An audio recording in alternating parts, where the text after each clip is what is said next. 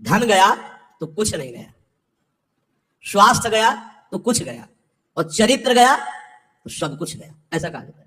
सिद्धांत जो है वो ये कहा गया है।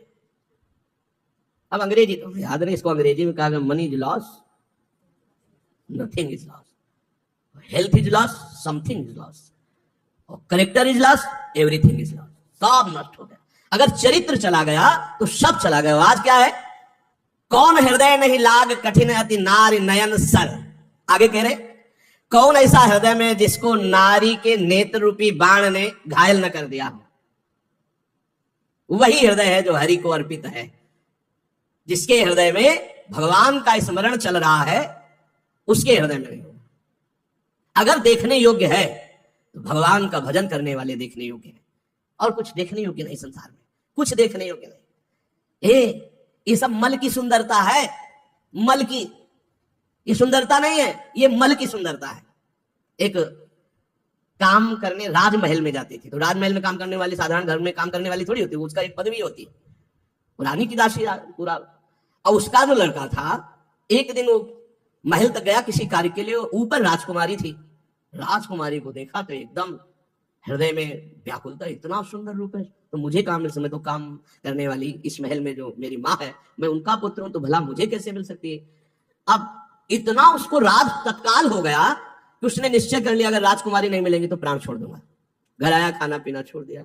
एक दो दिन माँ ने पूछा क्या बात है, उसने कहा स्वास्थ्य ठीक नहीं। 2-4 दिन हो गए, पूछा क्या बात है, स्वास्थ्य ठीक नहीं। तो राजा से प्रार्थना की, राजवैद्य आया, उसने नाड़ी पकड़ के देखा, बोले कोई शरीर में दोष नहीं, कोई रोग नहीं इसमें, इसका मानसिक कोई रोग हो तो हम नहीं कह सकते, शरीर में कोई रोग नहीं। तब एक दिन कहा बेटा तू मेरा अकेला बेटा है, बता ना।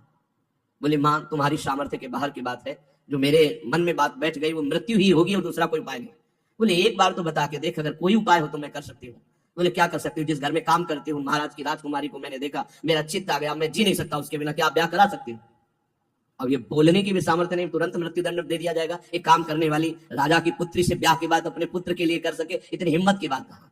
सीधे राजकुमारी के पास गए, चरण पकड़ के बैठी, बोली आप बेटी जानती हो जीवन हो गया तुम्हारे घर में पोछा लगाते, मैं कुछ मांग नहीं रही हूँ, तुमसे उपाय पूछ रही हूँ। तुम्हारी सुंदरता को देखकर हमारे पुत्र के हृदय में ऐसी बात आ गई, ये मैं जानती हूँ कभी संभव नहीं हो सकता, तुम्हारे योग्य भी नहीं हो, मैं चाहूंगी भी नहीं कि ऐसा तुम करो। कहा तुम राजकुमारी, कहा मैं काम करने वाली तुम्हारे घर में, कोई उपाय है? उनका बहुत पक्का उपाय है। वो सत्संगी थी, उसने कहा 4 दिन बाद लिवा लाना, हमसे बात करना, 4 दिन का समय दो। और वैद्य से ऐसे जमाल गोटा टाइप लिए जो खूब 10 सोच 4 दिन, और सोने के कलशों, राजकुमारी थी, भरवा दिया। अब 4 दिन सोच बराबर, तो चेहरा पीला, और कहा कोई यहाँ सेवा नहीं करेगा, दुर्गंध मक्खियां सब वैसे। अब वो चेहरे की कांति जो चमक रही थी, बुलाया, वहीं जो कमरा वहीं से ऐसे करने लगा। बोले नहीं ये इसे में राजकुमारी है, और घड़े खुले एकदम रखे, दुर्गंध है। कहा कैसे में राजकुमारी रहती है। अंदर गए तो उठाया उसको, 4 दिन से बराबर सोच हो रही थी, चेहरा एकदम पीला, एकदम ऐसा। तो उनका वो राजकुमारी कौन है जिनको छत में देखा? बोले हम ही को देखा। बोले सुंदरता कहाँ? बोले घड़े में भरी है, ये घड़े में वही सुंदरता भरी। अच्छी, हमें ब्याह नहीं करना। कहा तुम्हारा लड़का बच गया। हृदय में ये जो सांसारिक आकर्षण है वो आप ये समझ लो मल का आकर्षण है। निर्मल आकर्षण तो भगवान के भजन का या श्री भगवान का आकर्षण होता है। निर्मलता ये मलिन है, ये मल है। अगर आपको भजन मार्ग में चलना है तो इसीलिए है कि सहसा किसी के मुख की तरफ मत देखो, नीचे देख। भगवान की मुस्कुराहट से ही माया का प्रादुर्भाव हुआ है। इंद्रियां बहुत बलवान इंद्रियगमो विद्वानम अपि कर्षति। भगवान व्यास देव जी ने इस श्लोक के ऊपर अर्धाली में लिखा कि अकेले में माता के पास, बहन के पास, बेटी के पास भी एकांत में बहुत देर नहीं रहना चाहिए। तो जैमिनी जी खड़े हो गए, उन्होंने कहा प्रभु ये बात तो समझ में नहीं आई कि विद्वान है, शास्त्र ज्ञानी है, फिर भी वो अपनी माता बहन के पास बहुत देर एकांत न रहने, तो बलवान इंद्रिय ग्रमो विद्वान विद्वान को कैसे खींच सकती है? अब जैमिनी जी बहुत बड़े विद्वान है वेद के, और शिष्य तो शिष्य ही भगवान श्री कृष्ण द्वैपायन के। व्यास देव जी ने कहा कुछ दिन के लिए हमें बद्री नारायण जाना है, आप इस आश्रम को संभालिए, आप श्रेष्ठ हैं, और फिर आकर मैं उत्तर दूंगा। वो समझ ही नहीं पाए। शाम के गंगा स्नान करके सब संध्या वंदन करके लौट रहे थे, हल्की सी बदरिया छाई, रिमझिम पानी होने लगा, और 9 किशोर अवस्था और पैरों में नूपुर बंधे हुए छमछम करते हुए सामने आ गए। चरणों को देखा, इतने सुंदर श्याम वर्ण चरण। श्री कृष्ण द्वैपायन भगवान व्यास देव जी भी श्याम वर्ण के ही है। आवाज मेरी रक्षा करो, मैं जंगल में अकेली फंस गई हूं, अगर आज रात्रि आपके यहाँ रुक गई तो सुबह मैं अपने नियत स्थान को पहुंच जाऊंगी, नहीं तो आप समझते हैं स्त्री शरीर है, कोई बाधा हो सकती है। नहीं गुरुजी है नहीं, और सब ब्रह्मचारियों का आश्रम है, यहाँ स्त्री का प्रवेश। अरे इस समय मैं शरणागत हूं, शरणागत के लिए स्त्री पुरुष या पशु पक्षी नहीं देखा जाता, जो शरण में आ जाए उसकी रक्षा की जाती है। अब भगवान व्यासदेव जी से बढ़कर ज्ञानी कौन होगा? उनका हाँ ये बात तो है, शरणागत की रक्षा तो हम एक कुटिया दे सकते हैं और रात्रि में तुम्हें कुटिया नहीं खोलनी, मेरा नाम जैमिनी है, मैं भी आदेश करूं तो भी नहीं, यहाँ का मैं प्रभारी हूं। यहाँ की मुझे पूरी सुरक्षा दी गई है कि हर ब्रह्मचारी की सुरक्षा करते हुए मेरे गुरुदेव भगवान श्री कृष्णदेव व्यासदेव जी का आदेश है, इसलिए मैं भी आकर रात्रि में कहूं तो तुम कुटिया मत खोलना। वह जैसी आज्ञा महाराज, बस हमें तो शरण मिल जाए रात्रि भर की और क्षमा के आगे। चरणों को ही देखा था। कौन सी कुटिया है महाराज जी? अब उस कुटिया में जब अंदर से बंद कर ली तब आप आए संध्या वंदन के बाद, जब गुरु जी का ध्यान करके भगवत ध्यान में लगे तो वही नूपुर, वही छमछमाहट, बार बार आवाज काटना चाहे पर वो आवाज कटे ही ना।